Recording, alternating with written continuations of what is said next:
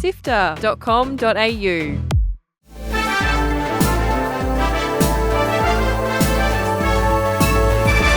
Hi, I'm Kyle Paletto. And I'm Fiona Bartholomeus. Welcome to Walkthrough, Sifter's weekly recap on the biggest news in video games. This week, our faves from Gamescom's opening night. Nintendo shows off its new interactive museum in Kyoto, and Game Pass players might need to wait a year for games if they aren't on the top tier. Here's the news for Sunday, 25th of August. Let's go. Join the Sifter community on Discord at sifter.com.au/Discord. A stack of new trailers and games were revealed at Gamescom Opening Night live showcase, and there are a couple that I'm super excited about. Bethesda gave us a new trailer for Indiana Jones and the Great Circle, and not only will you use Indy's famous whip, but you'll get to dive into all the history and culture of the mystery using his camera and journal.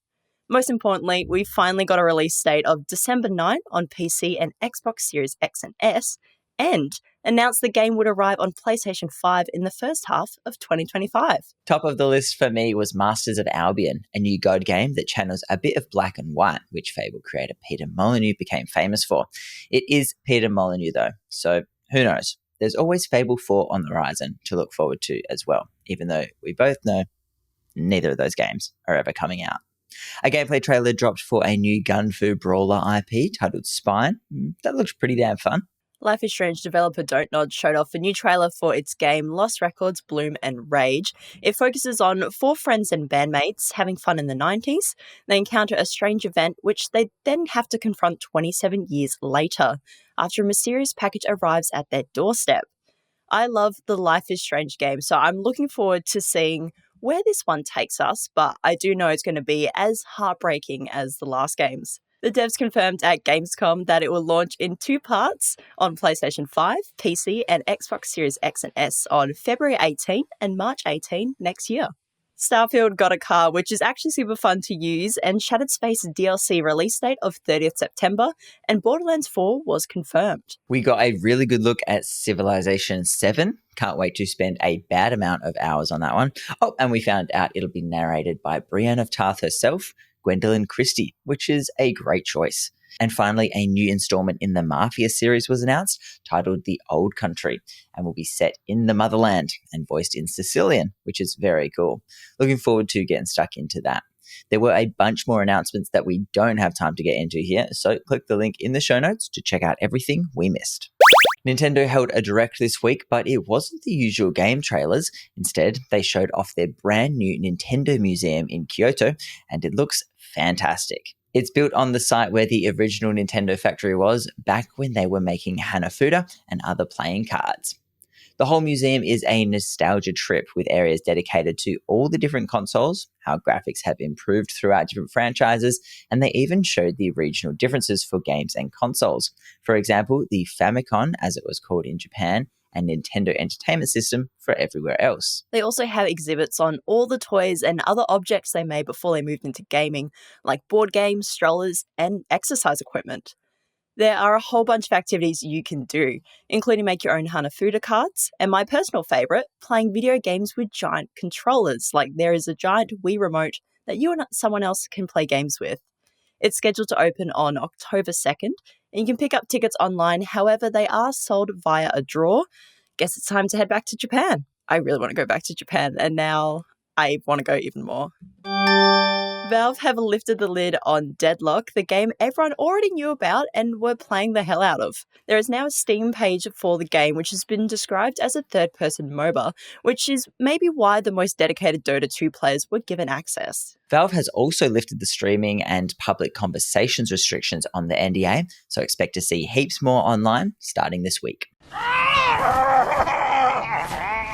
You know how Microsoft split Xbox Game Pass into a good version and an okay version? Well, it turns out if you're in the middle tier, you might be waiting a long time to play day one Game Pass games. Microsoft has revealed that those with Game Pass Standard, which is the new middle tier, could be waiting longer than first thought to get their hands on the big name titles, like over a year. Yeah, that's gross. It is really gross capitalism right there. Jack up the price and then make the other options worse. It's just so scummy. On the Xbox Wire blog this week, Microsoft confirmed that some of the games going to Game Pass on day one will only be available to gamers with a Game Pass Ultimate subscription, and they could take 12 months or more to reach the standard tier. They were cagey about which games would land on which tiers, and remained very vague about exact timelines and have not confirmed if there will be consistent rules or if it will just be decided game by game. We'll keep you posted as the details of this increasingly shady situation unfold. That's it for the big headlines. Here are the games coming out this week. Out Monday is the latest World of Warcraft expansion, The War Within. It's the first part of the 3-part World Soul Saga trilogy and will introduce new abilities and hero talents and new areas to explore on flying mounts. That'll be available on the 26th for PC and Mac. After more than 2 years in early access, Core Keeper is ready to make the move to full release this week.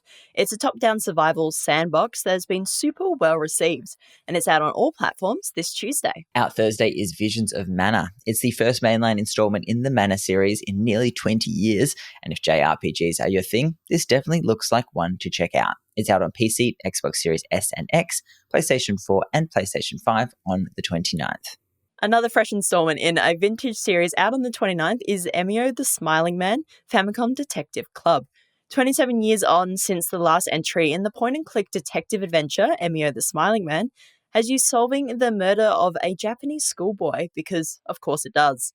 Grab it on Switch this Thursday. Continuing the silly animal causing chaos legacy of Goat Simulator and blah blah blah.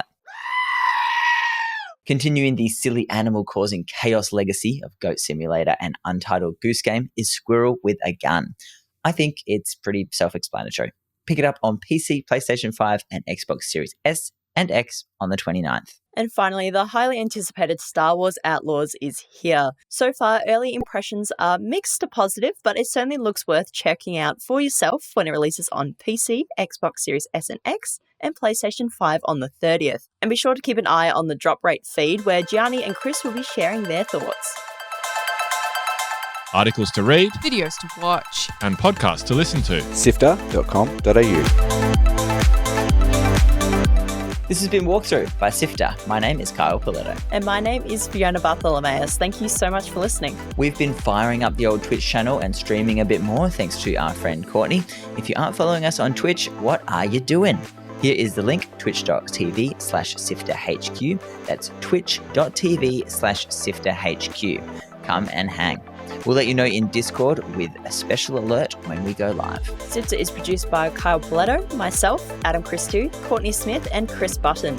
The episode is edited by both senior producer Mitch Lowe and executive producer Gianni Di Giovanni, who is also Walkthrough script editor. Thanks to Brian Fairbanks from Salty Dog Sounds for composing the Walkthrough theme tune, and Audio Technica Australia and Apple for their support of Sifter's podcasts. We'll be back with more news next Sunday. See you then.